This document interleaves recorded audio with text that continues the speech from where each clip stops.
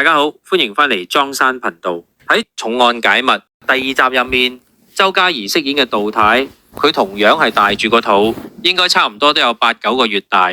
喺程子堯天台對峙嗰場戲，佢無啦啦走上天台，話要救翻俾程子堯搶走咗嘅初生 B， 但係佢自己陀住咁大個肚，冇咁大嘅險，走去做呢啲危險嘢，佢有冇諗過後果呢？結果佢真係俾程子堯推跌落地，佢個胎兒就咁冇咗。你哋話究竟係邊個嘅錯呢？佢咁魯莽嘅行為值唔值得佢奶奶原諒呢？講翻周家怡，佢細個喺深水埗美孚大，自細就學彈琴，讀書成績都幾好。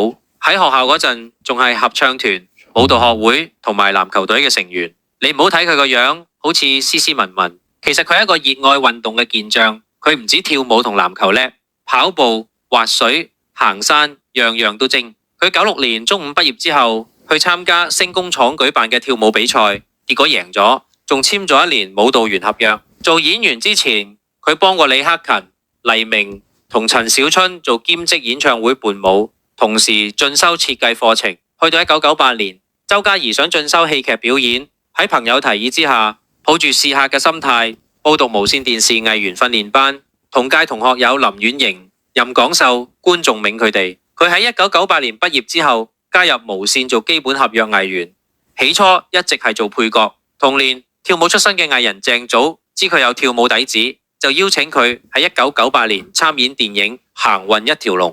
之後周家怡喺重頭劇《火舞黃沙》入面飾演兔唇少女茅小琴，同埋喺《飛女正傳》入面飾演曾卓雅，開始慢慢俾人認識。佢喺2009年萬千星輝頒獎典禮2009拎到飛躍進步女藝員提名。同年佢喺佢阿爸建議之下報讀咗香港大學專業進修學院嘅3年制法律行政人員高級文憑課程，仲拎到10A 嘅好成績。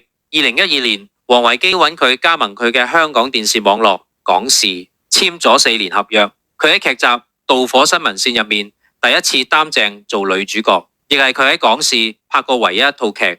但係隨住港視拎唔到牌，周家怡第一次做主角嘅《導火新聞線》播映無期，合約又冇晒着落，事業即刻跌入低谷，連本來訂好咗要出席嘅活動，主辦單位都嫌棄佢。